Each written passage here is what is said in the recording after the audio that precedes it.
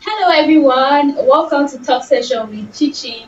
Today we'll be talking about the words of the covenant and its sequel to the Levites. Okay, what makes the Levites a special tribe? And we have that in 3 episodes. So if you have not watched that episode, if you don't watch that series, you need to watch it because it builds up on the words of the covenant.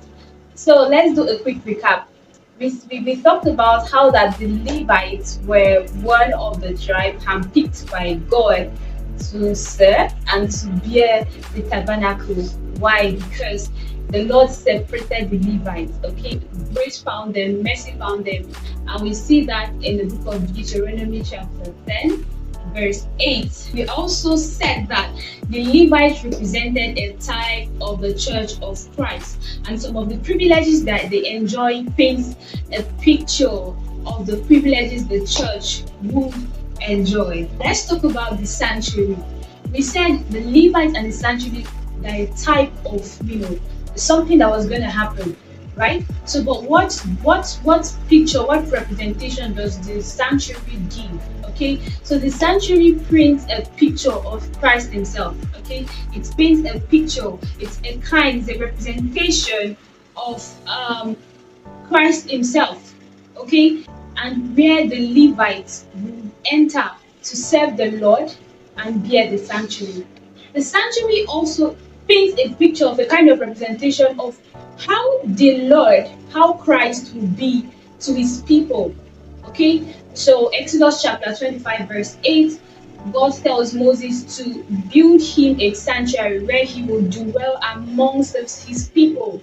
So the representation, the type, the illustration, the sanctuary that Moses and the children of Israel put together was a picture of Christ and how he would be. He is the one that is in the midst of his people. He's the one that dwells amongst his people.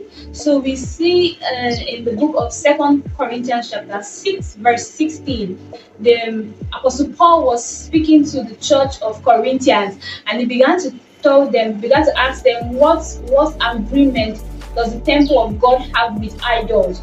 What agreement does the temple of the living God have with idols?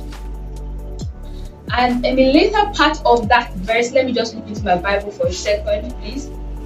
The later part of that verse, we see he said at the end,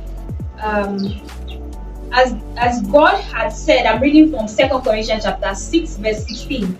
As God had said, I will dwell in them and walk in them, and I will be their God, and they shall be my people. So the fulfillment of that prophecy, of that word, was that you have become, or we have become, the temple of the living God. So when God told Moses to make the sanctuary because he wants to dwell in the midst of them, the picture God had in mind when he was asking Moses to do that was to make us temples, okay?